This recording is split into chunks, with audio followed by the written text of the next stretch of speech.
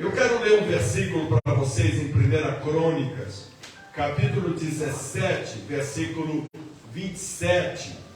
Eu vou ler na Nova Almeida atualizada. Não sei se os irmãos têm essa tradução aí na vossa mídia, porque é a Bíblia que eu estou lendo este ano.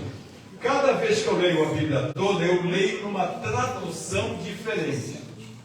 Então, ano passado eu li na NVT, Nova Versão Transformadora. Este ano eu estou lendo na NAA, Nova Almeida Atualizada.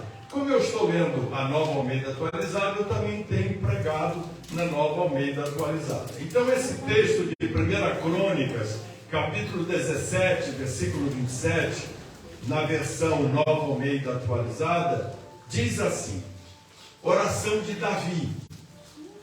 Queiras agora abençoar a casa do teu servo, a fim de permanecer para sempre diante de ti. Pois tu, ó Senhor, a abençoaste, e ela será abençoada para sempre. Olha, irmãos, que coisa linda esta oração de Davi. Trazendo para os nossos dias, eu vos afirmo na introdução desta conversa que vamos ter esta noite, que a sua família é abençoada por Deus. E o que ele abençoou, abençoado será para sempre.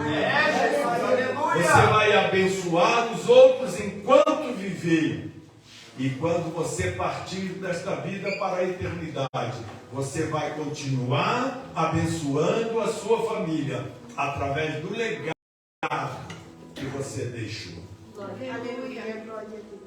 Tome posse dessa palavra e prossiga amando, cuidando e valorizando sua família. Na medida do possível, ajude as demais famílias ao seu redor. Mas para que nossa família possa ser uma bênção para as demais, precisamos dispensar cuidados especiais para ela. E eu dividi esta mensagem em duas partes. Nesta primeira parte, eu gostaria de dizer para vocês que devemos cuidar de nosso relacionamento como casal. Então é uma palavra dirigida mais aos casados. Mas como eu percebi que aqui tem muita gente planejando casar, serve para vocês também, não é?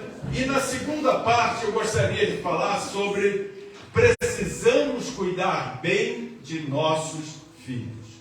E aí eu percebo que eu tenho aqui uma audiência onde há casais com os filhos em várias faixas etárias. Tem gente com os filhos criados. Lá em casa, por exemplo, nossos 3 meninos já não são mais meninos, a gente continua chamando de menino, né? Mas o meu mais velho vai fazer 50 anos este ano, e tem o do meio que está com 47, tem o caçula que está com 38. Então eles estão todos criados já têm as suas famílias, têm os seus filhos. Mas nós temos também casais aqui com bebês, com crianças novinhas, tem casais com filhos adolescentes, em várias faixas etárias. Então tudo vai se aplicar a cada um de vocês, segundo a necessidade de cada um. Devemos cuidar de nosso relacionamento como casal. E eu anotei aqui 4 perguntas importantes para fazer aos casais esta noite. A primeira delas é a seguinte: vocês têm dificuldade em conversar? Nos casamentos duradouros, os cônjuges mantêm interesse em comum e trabalham juntos por suas realizações. É claro que as pessoas têm gostos diferentes. No entanto, uma das melhores maneiras de permanecer juntos casais felizes conversam sobre qualquer assunto, trocam ideias, buscam estar sempre em acordo, desenvolvem o hábito do diálogo e são compreensivos e gentis entre si.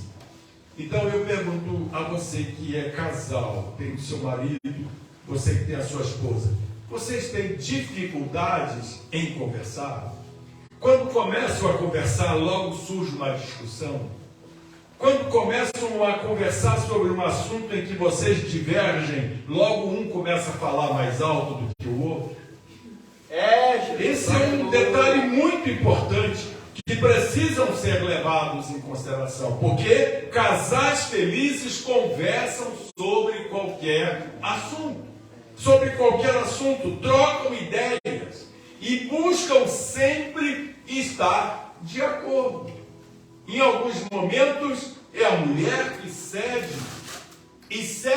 a ideia do marido, mas em outros momentos é o homem que segue a esposa, que prefere a opção dela, porque a conversa mostrou que ela está muito mais próxima da verdade do que você. E ter essa capacidade de ceder e de compreender é fundamental num relacionamento conjugal. Na vida de um casal onde a palavra do marido é sempre a palavra que tem que ser ouvida, não há felicidade nesse casamento. Porque a esposa desse marido é uma mulher que não tem autoridade para nada, não é ouvida para nada, não é respeitada no seu modo de pensar.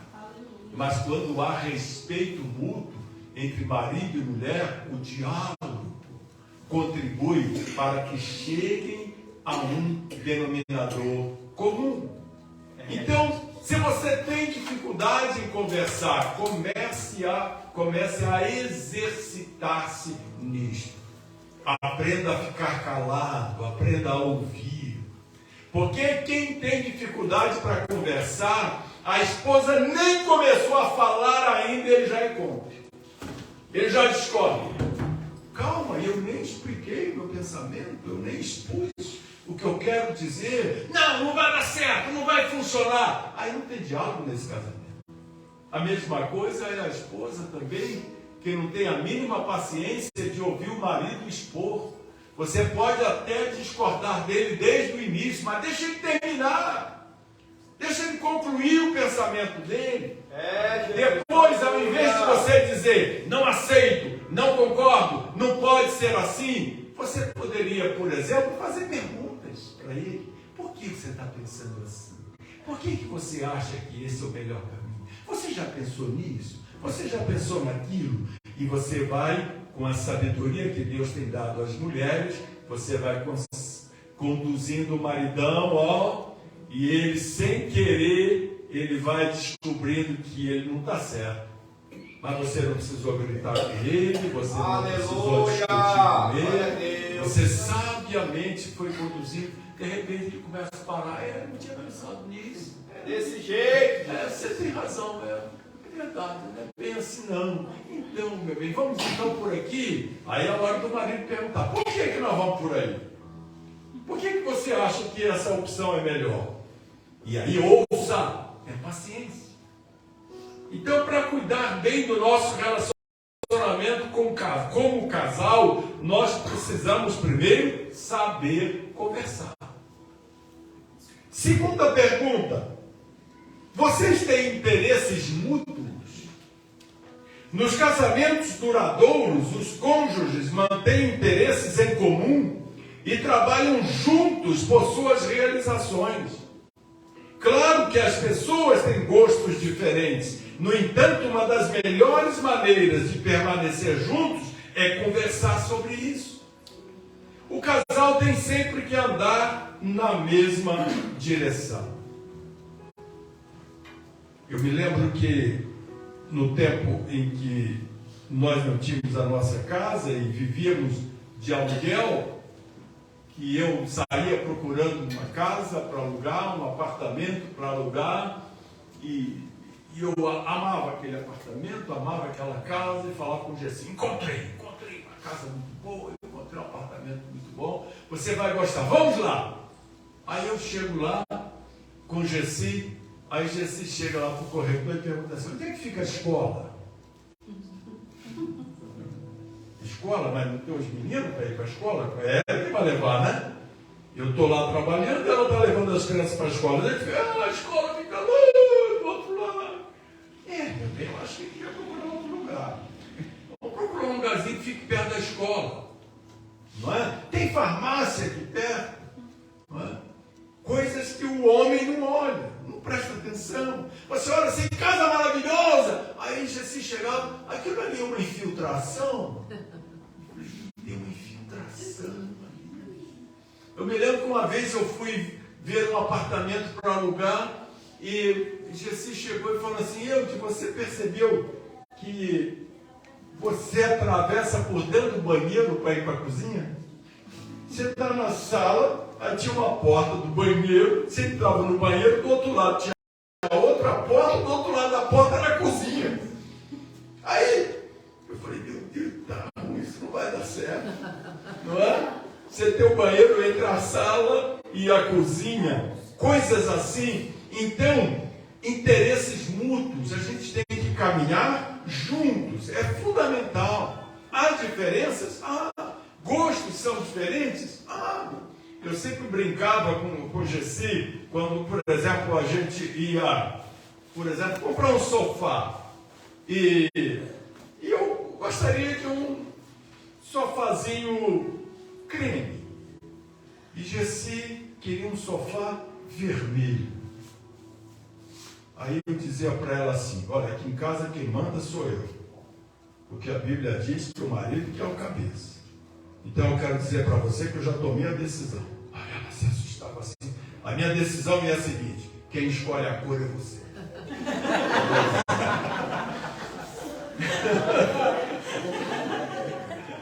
O sofá é esse, o preço a gente pode pagar, mas quem decide sou eu. Eu já decidi, quem decide a cor é você. Aí eu quero vermelho. Então, vendedor, onde é que está o sofá vermelho? Está valendo aqui a minha palavra. Não é? A gente brincava assim, era muito engraçado. Mas às vezes os maridos não param para pensar nisso. O marido acha que, por ele ser o cabeça, tem que ser a escolha dele, tem que ser a vontade dele, tem que ser do jeito dele. Mas você, como cabeça da casa, da família, você pode decidir que é a esposa que vai decidir. E está tudo resolvido, a paz vai reinar nessa casa e vocês vão ter uma noite maravilhosa. Terceira pergunta. Quando vocês brigam, demoram a fazer as pazes? Nós ouvimos aqui o nosso mancebo de qualidade aqui, casadinho de novo, que ele falou que todo casal briga, né? Todo casal briga, não tem jeito, não dá para fugir das brigas. Eu não estou discordando dele não, eu só estou perguntando o seguinte, e quando brigam, demoram a fazer as pazes? Às vezes é difícil controlar o individualismo e o orgulho. Então as brigas acontecem, mas casais felizes entendem que quanto antes esses momentos hostis passarem, melhor para todos. Você é uma mulher inteligente, você entende isso. Você é um homem inteligente, você entende isso. Você pode até num determinado momento, se ter um momento de discussão com a sua esposa ou com o seu marido, mas você não deve alimentar isso, você não deve fazer isso atravessar a noite para o outro dia, tem que resolver antes. Eu me lembro lá atrás, quando a gente estava começando o nosso casamento, estávamos vivendo aqueles momentos mais complicados dos primeiros anos de casamento, onde se discute muito, e os casais discutem muito, não era diferente entre eu e Jessy. Eu me lembro que eu e Jessy sentamos e tomamos uma decisão. Olha, quando a gente brigar, nenhum dos dois vai ofender o outro. Não use palavras ofensivas. Então, nunca diga para sua esposa, sua burra. Nunca diga para o seu marido, seu idiota. Não faça isso. O marido até vai esquecer que você chamou ele de idiota, mas você não vai esquecer que ele te chamou de burra. Porque mulher tem uma memória impressionante. Às vezes, Jessy lá em casa fala assim, você lembra disso? Aí eu fico parado. Como é que é? Como é que foi? Você lembra aquele filho se perdeu no supermercado com queijo na mão. Falei, no supermercado, que filho era esse? Era fulano, era esse, que supermercado era esse? Onde é que a gente estava, né? O filho se perdeu, pequenininho, um pedacinho de queijo que tinha comprado, e em vez de colocar no carrinho, ele foi ver mais alguma coisa e nós fomos para o lado. E agora? Chegamos lá na saída e cadê o garoto?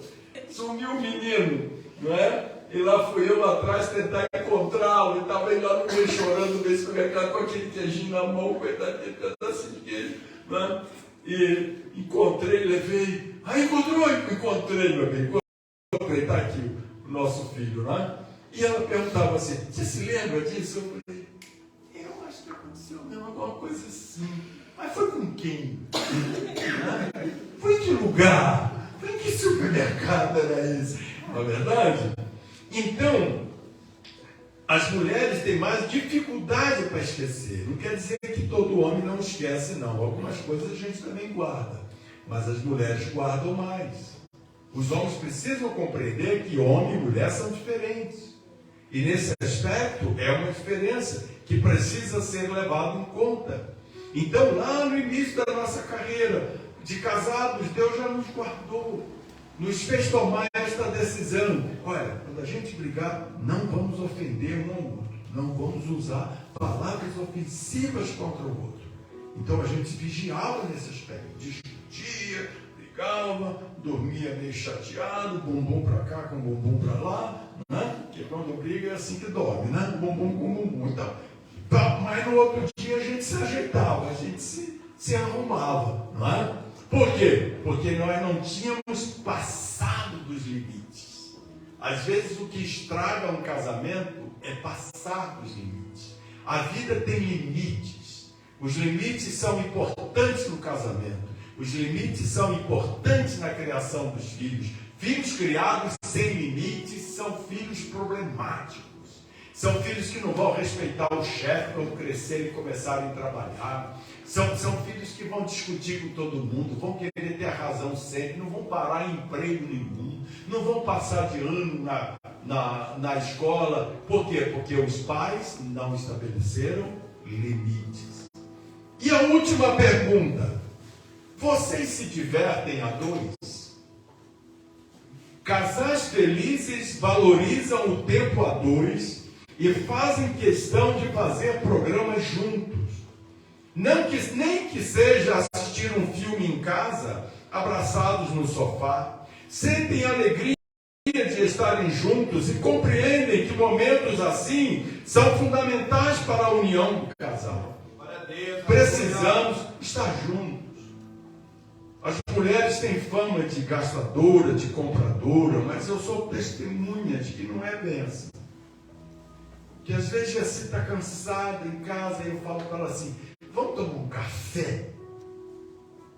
Aí tomar um café, ela fala assim, eu gosto de café, onde é que nós vamos tomar esse café? No shopping. Opa, então lá vamos nós. Vamos para o shopping. E chegando no shopping, você acha que a gente vai direto para o café? Não, vai para a loja de sapato, vai para a loja de vestido, não é? E aí, significa que a mulher vai comprar? Não, ela só quer dizer que sapato lindo.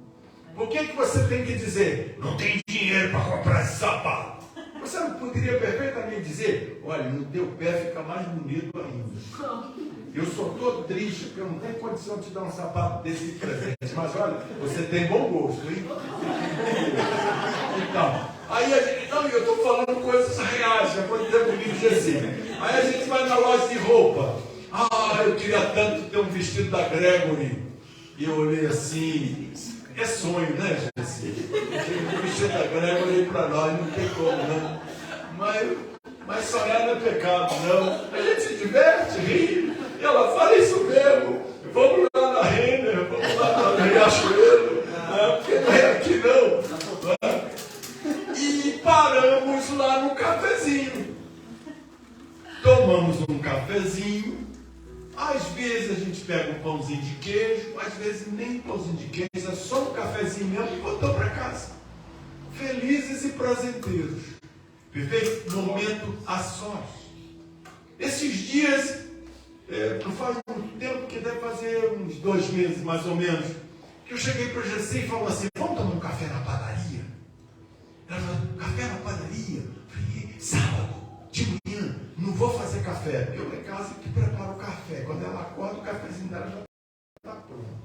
Aí eu disse para ela, olha, se você topar, sábado eu não vou fazer café. Vou esperar a hora que você vai se levantar, eu já vou estar pronto. E nós vamos tomar café na padaria. E viemos aqui, aquela padaria que tem ali perto da igreja, ali embaixo, em Santana de Parnaíba. Chegamos lá, tinha fila. Tinha fila. Eu falei, que coisa, olha só quanta gente veio tomar café na padaria. Aí sentamos, tomamos um café gostoso, ela comeu um pão na chapa, que ela gosta muito, aquele cafezão legal. Aí peguei lá coisa lá para pagar, eu esqueço o nome daquele negocinho, como é que é? A comanda, né? Peguei as comandas, fui no caixa pagar, e agora? A preocupação de Gessi, quanto custou esse café? Quanto custou esse café? Eu falei assim, meu bem, R$20. Ela olhou assim, fizemos a festa com R$20. Não é? Momento a sós, momento a dois. Casal precisa disso.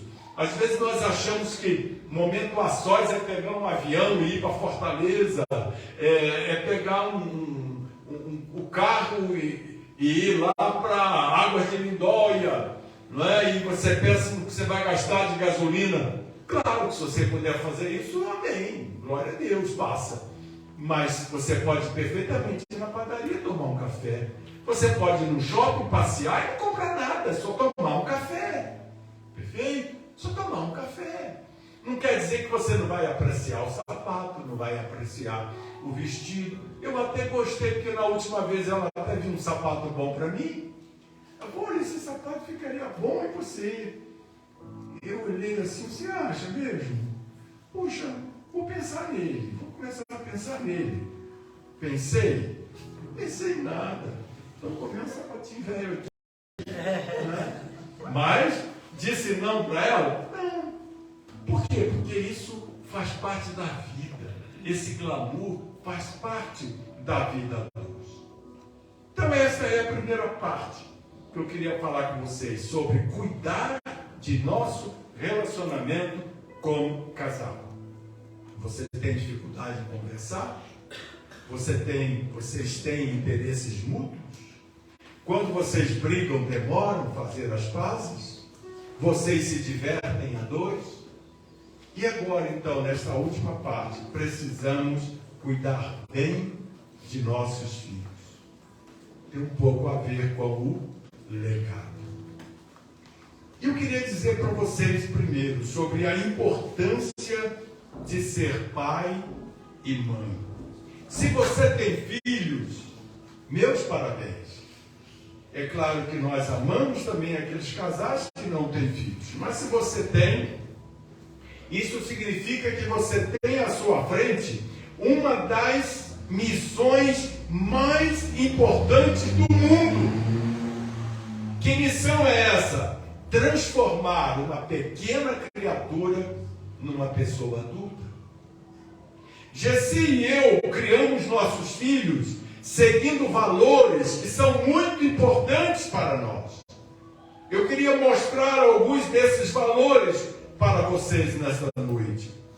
O primeiro deles é a importância do amor no relacionamento dos pais com os filhos. O relacionamento para a paternidade e a maternidade é fundamental para nós que somos pais.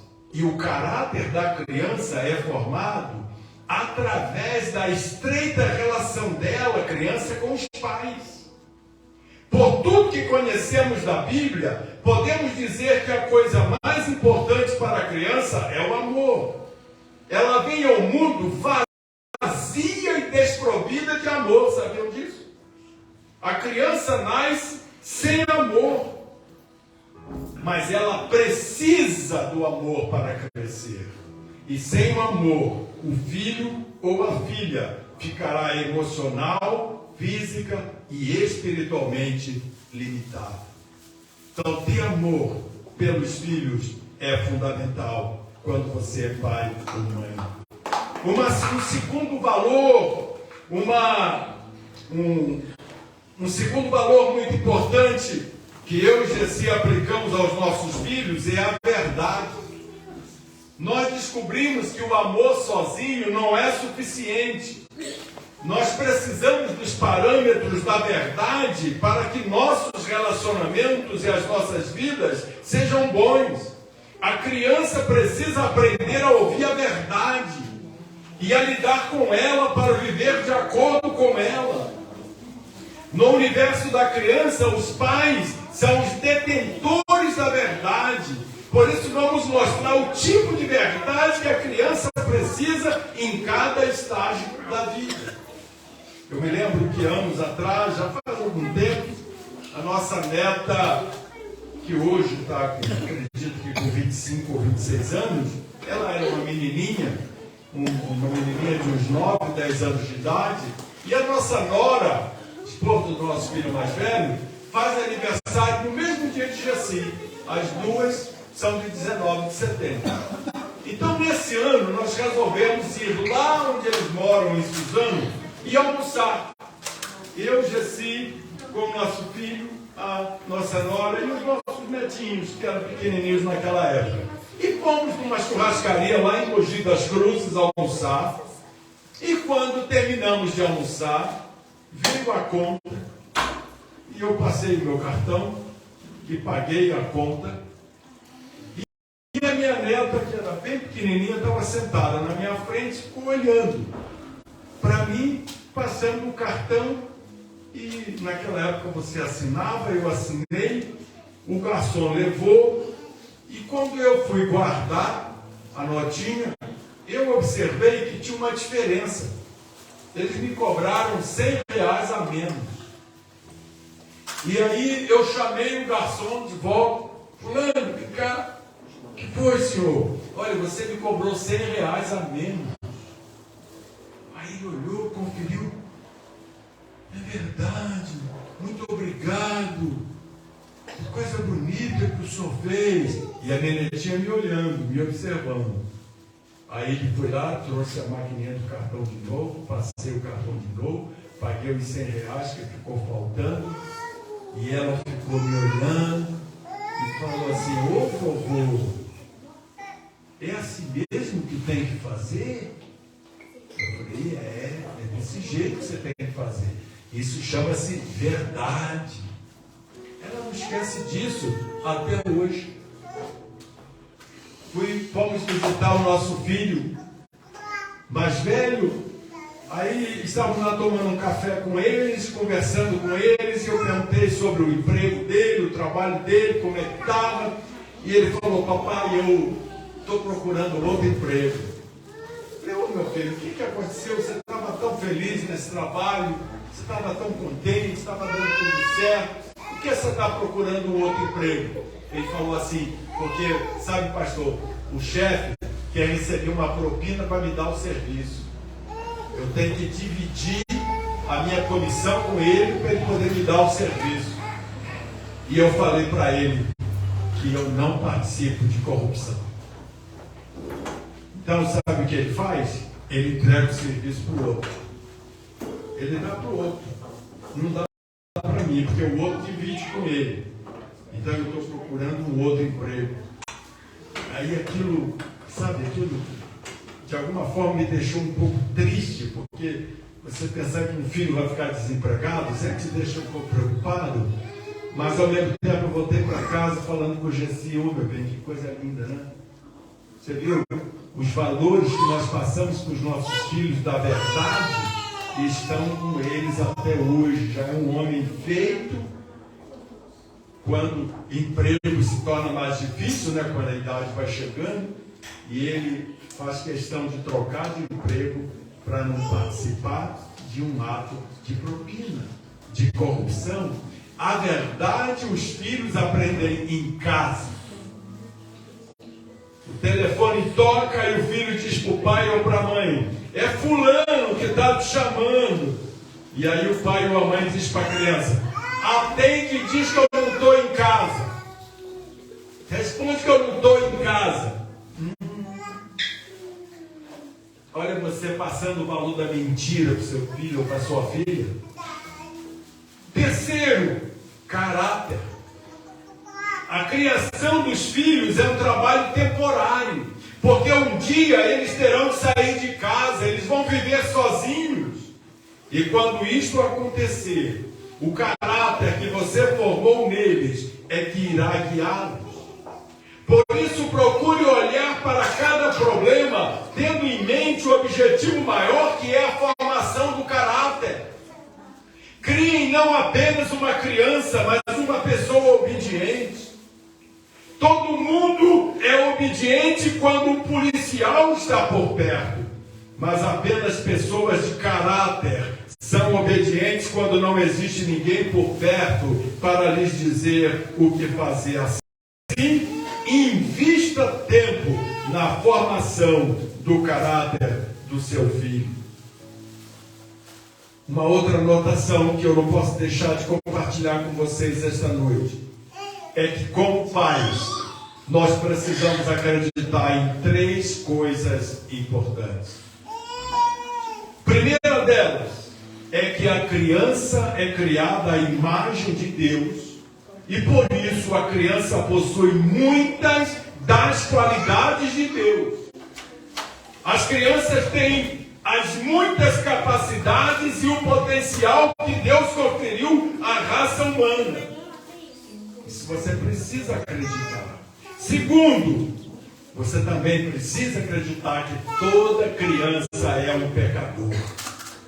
Toda a sua bondade foi afetada pelo pecado. E por natureza, a criança irá se rebelar contra a verdade, se rebelar contra a luz, contra a realidade e até mesmo contra o amor. Por causa da natureza humana pecaminosa. E terceiro, você precisa acreditar que a criança não nasce pronta. Ela é imatura e deve aprender com os pais a juntar as peças da vida. Isso tudo significa que a criança não é necessariamente má, necessariamente boa ou necessariamente matura. Você precisa saber separar as coisas. Por exemplo, quando a criança chora, ela está carente ou está sendo manipuladora? Quando meus filhos eram bebês, eu aprendi com minha mãe de que quando um bebê chora, chora por 3 motivos. Ou está chorando porque está com fome, ou está chorando porque está com cólica, ou está chorando porque está com dor de ouvido. São os 3 motivos que levam um bebê a chorar. Então o que você faz? Já deu a mamadeira? Ou ele já mamou? Já. Então não é bom. Perfeito? Segundo, aperta os ouvidinhos do bebê assim atrás. Se ele chorar mais forte, é dor de ouvido. Então cuida do ouvido. Se o ouvido não, se ele não chorou mais forte, que você apertou o ouvido. Se ele já mamou, então ele está com cólica, faz um chazinho de erva doce para ele, que vai melhorar, não é? Então, você vai aprendendo a identificar, mas quando a criança fica maiorzinha, às vezes ela chora porque está carente, porque está doente, porque está com febre, porque está com fome, mas às vezes ela chora para te dobrar, ela chora para te manipular. A criança já nasce com essa mentalidade, já está lá nela, é a natureza pecaminosa que já está na criança. E ela manipula os pais, manipula as mães. Então começa a chorar e você, para ela não continuar chorando, você dá o que ela quer. Você compra o que ela quer, mesmo que às vezes você não possa comprar. Mas ela consegue te manipular. Então você precisa saber separar as coisas. Compreender. Por exemplo, estou citando uma, mas vocês podem aplicar esse exemplo em outras situações. Quando ela chora, ela está carente ou está sendo manipuladora? Perfeito? Querer impor a própria vontade pode ser uma qualidade, não desobediência e pecado. Às vezes a criança é teimosa. Às vezes a criança não se satisfaz com a resposta que você dá. Eu até comentei hoje no comentário da lição da escola dominical, lá na classe do Gideão, eu comentei com eles que a gente diz para a criança que não pode, que não é para fazer, e a criança pergunta, por quê? Essa é a pergunta das crianças. O tempo todo, por quê? Mas por quê? Não pode mexer aí. Por quê, papai? Por quê, mamãe? Não fala isso. Por quê, papai? Por quê, mamãe? E às vezes, quando a criança é teimosa, às vezes essa teimosia não é um defeito. Às vezes essa teimosia é uma qualidade, é uma pessoa de natureza forte, é uma pessoa que tem opinião, é uma pessoa que não vai ser enganada com facilidade quando crescer, quando ser uma adulta, é uma criança que tem personalidade. Então você tem que cuidar dessa criança de outra forma. Você tem que lidar com ela de outra forma, com o diálogo, conversando com ela, dialogando com ela, gastando um tempinho com ela. E eu queria terminar dizendo que o mais importante de tudo isso é Deus na vida de nossos filhos. Nós já vimos que é o caráter da pessoa que orienta a sua vida. Diz o Salmo 25, versículo 21, que a integridade e a retidão me protejam, porque a minha esperança está em ti.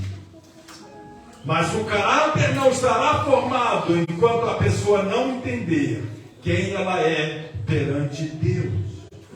A intenção de Deus é que isso comece na família. Deus conferiu aos pais a tarefa de ensinar a criança quem ela é e como se portar diante dele.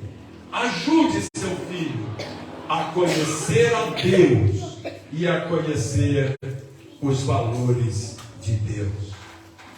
Que Deus possa abençoar a sua vida.